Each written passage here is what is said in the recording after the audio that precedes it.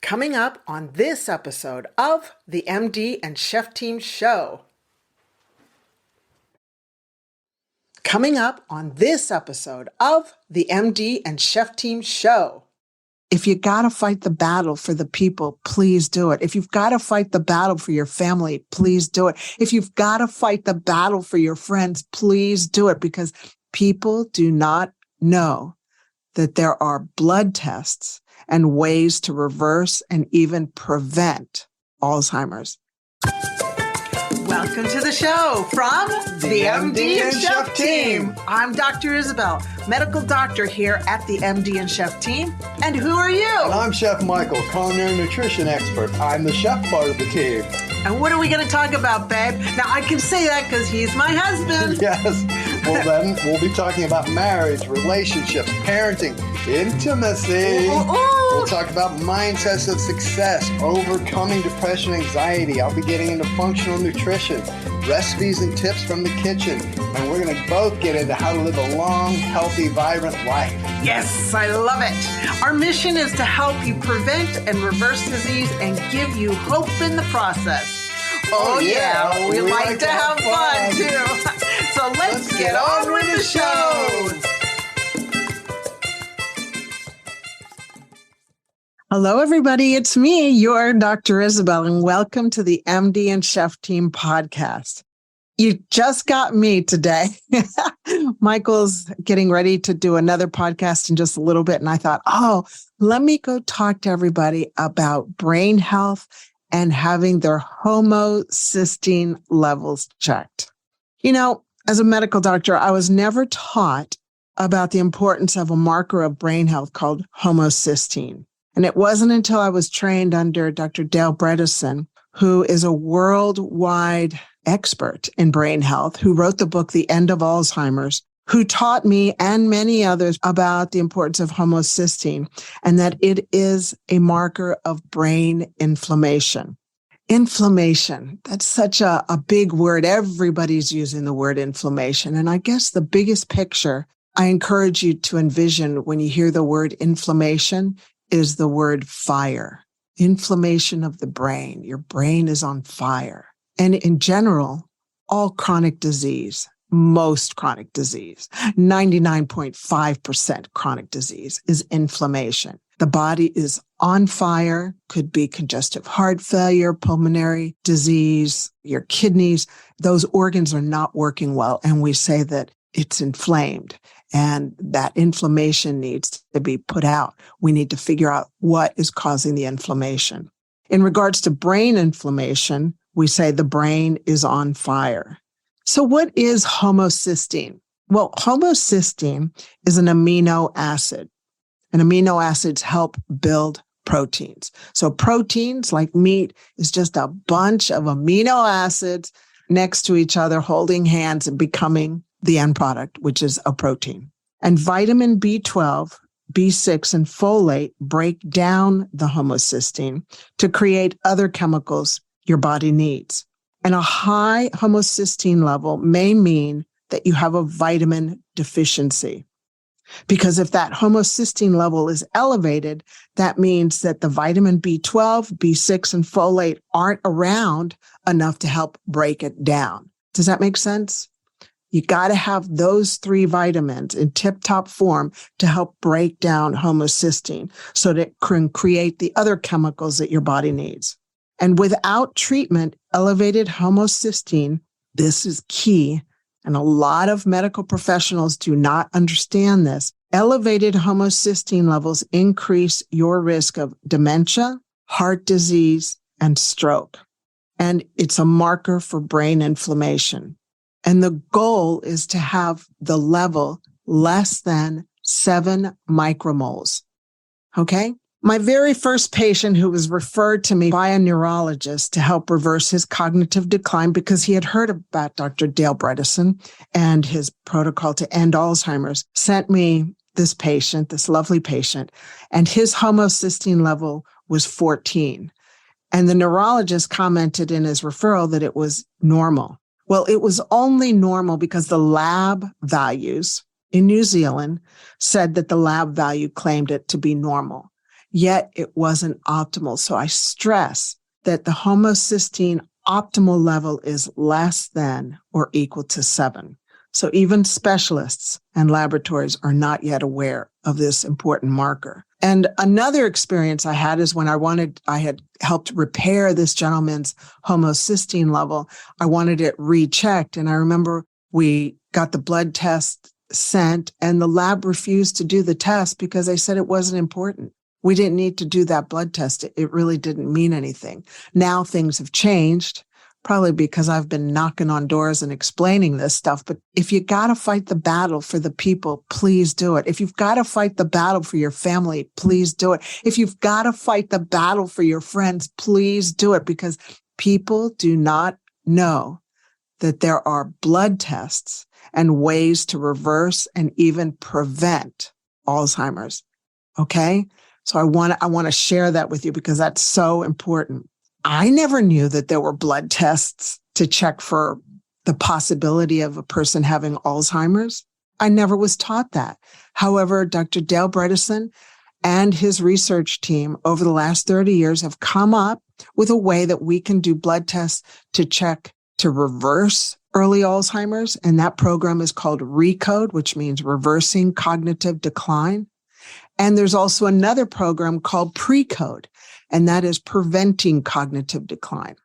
That kind of a test, the PRECODE, starts in your 40s and 50s and early 60s, because we all know that Alzheimer's takes 20 to 30 years to declare itself, to start manifesting in signs and symptoms like you're forgetting things and it's obvious you can't balance your bank book, or you forget where you're driving to, or you're very confused. That's the downstream effect of cognitive decline. And that's where the people need RECODE, reversing cognitive decline protocol.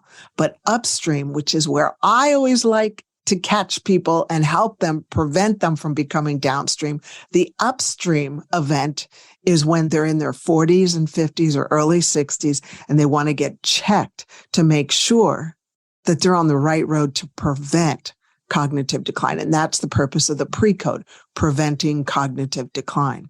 Who's it for? Anybody who's in their 40s, 50s, and early 60s. Why do I say that?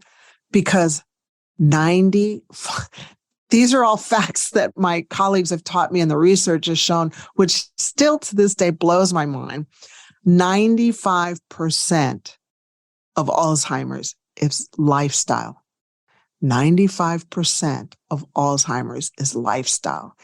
5% is genetic, familial genetics. And that is genetics that run in the family, and it starts expressing itself in the 20s and early 30s. And there's 3 specific genes that have shown it to be in that 5%.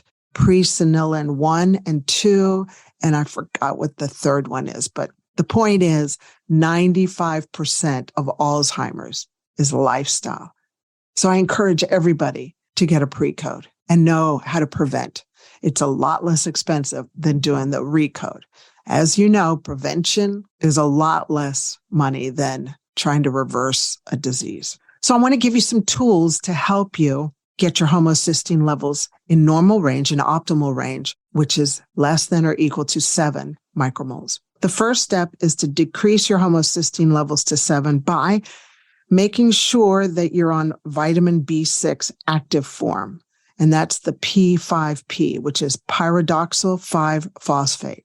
You want to make sure that you're taking between 20 to 50 milligrams per day. Plus the second vitamin, because remember, there's 3 vitamins that affect the homocysteine level, that break down the homocysteine, which is vitamin B6, vitamin B12, and folate. Are you afraid of having Alzheimer's? Well, you don't have to anymore. You see, the most up-to-date medical research now shows us having Alzheimer's is an option. Yes, you heard me right. Having Alzheimer's is an option. You can learn how by having your very own personalized PRECODE report. Now, you're probably asking me, what is a PRECODE report? Great question. PRECODE stands for Preventing Cognitive Decline. And the pre-code report shows you what unique areas you can start working on right away. All of this has been made available by my genius mentor and medical doctor, Dr. Dale Bredesen, who has been researching this for 30 plus years and wrote the best book ever called The End of Alzheimer's. Having Alzheimer's is now an option. There is hope. For more information on how to get your pre-code underway, look for the link in the show notes. Now, back to the podcast. So the first one we just talked about is B6. The second is vitamin B12, and you want a 1 milligram, which is equal to about a half from the methyl B12 and half from the adenosyl B12. And if you experience anxiety from this combination, then switch to 1 milligram of hydroxycobalamin per day. Plus, you want to add folate, and you want the active form of folate, which is the methyl folate, and that's about 2 milligrams per day. So that's the first step to decrease your homocysteine level. If that doesn't work after about 3 months, then the second step is to add TMG, which is trimethylglycine, and you can do up to 2,000 milligrams a day. The third step, if you still cannot get the homocysteine level under control, and I just want to say, I've never met a homocysteine level I couldn't get under control. So this is from my experience and from my colleagues' experience, okay? So the third step is check for SNPs. Okay, so what is a SNP? A SNP is the direction in your DNA that has been changed. For instance, let's say you and I are following a recipe and the recipe calls for bake, but there's a SNP in the recipe that switches it to broil. Well, bake to broil really changes the outcome, right? Yeah. You probably will have a burnt piece of whatever you're creating. SNPs and B12 genes that affect absorption, these are some of the SNPs that affect B12 genes, which, if you're not absorbing B12, then that's going to affect your ability to break down the homocysteine. So SNPs and B12 genes that affect absorption are things like the MTHFR, C667T, or the COMT gene. Okay? So you might need to get some SNPs checked. The fourth step, after seeing whether you've got SNPs or not and dealing with those, then the fourth step is Dr. Joe Pizzorno, one of my mentors, says that homocysteine that is not coming down may be due to ongoing toxins. So the next step is you got to look at the big bad world of toxins, which we are all exposed to. And I break them down into 3 simple groups.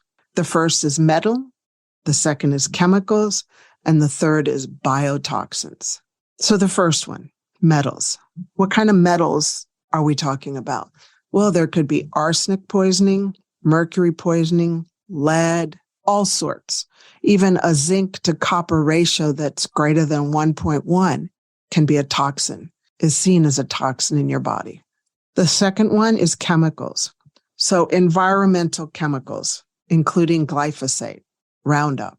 As you know, we live in a world of toxicity. There's lots of chemicals and pollution and all over the world. And I know that the Great Plains Lab has a wonderful test called the GPL tox, and you can add glyphosate to that. And that checks for 172 environmental toxins. And if you get that test done and you see that you've got those toxins in you, then you need to start getting those detoxified, because that will affect your ability to break down the homocysteine. I love getting the GPL tox, and I'm not getting sponsored by them, but I really love getting the GPL tox screen, because let's say out of the 172, my patients have maybe 20 of the toxins that are in the high range. Well, they break it down right below the chemical, and they tell you where it would be found. So you can see where, you can make sure the products that you're using on your skin or in your hair or ingesting, making sure that those aren't chemicals that are making you even more toxic. So it's a really good educational tool.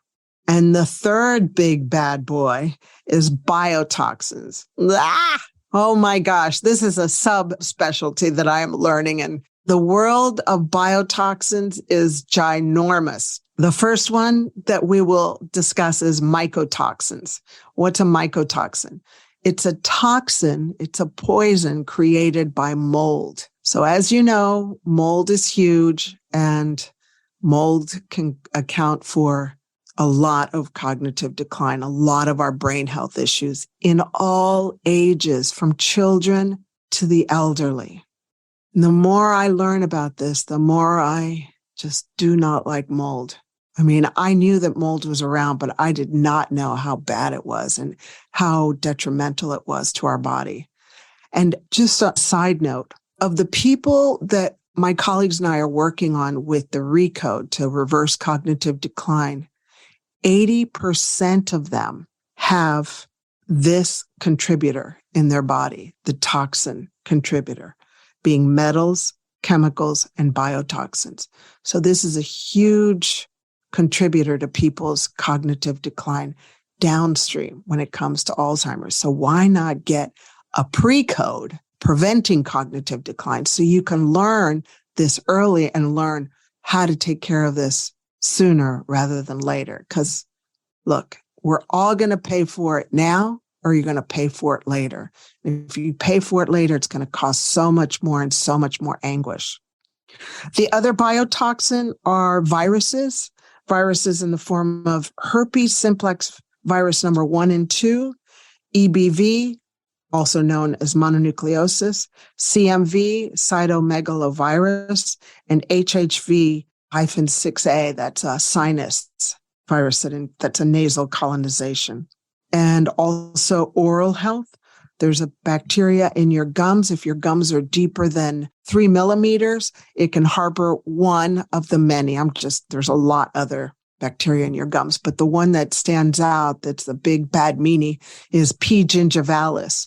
And we also now know that P. gingivalis is seen in people with pancreatitis and can cause pancreatitis. So make sure you're getting your gum health checked and go to the dental health, go to a dentist and get a perio chart, which is PERO, and then chart. And what they do is they check the depth of your gums. And if it's greater than 3 millimeters, you have gum disease, and you should be seeing a periodontist that will help repair that. Oh, and I'll be doing another discussion about that because that's cute. That's such a big thing.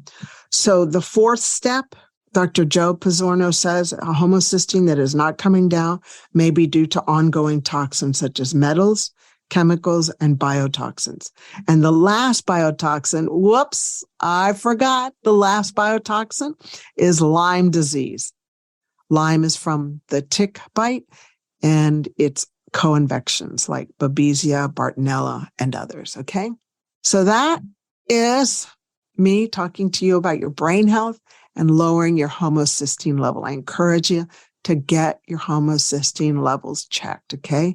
And getting them down, because it's a sign of inflammation. And if your homocysteine level is elevated, you're at increased risk for dementia, heart disease, and stroke. I hope that helps and serves you in leading a wonderful life with full cognition and thinking clearly, because you know what? Your brain health is so important. Really, health starts from the very, very top. I love you guys. Thank you so much for your time, and I hope this has served you. Have a wonderful day. Bye-bye. Hello, Chef Michael here. If you enjoyed today's episode, we would love it if you subscribed to the podcast and left us a review. Hello, Chef Michael here. If you enjoyed today's episode, we would love it if you subscribed to the podcast and left us a review.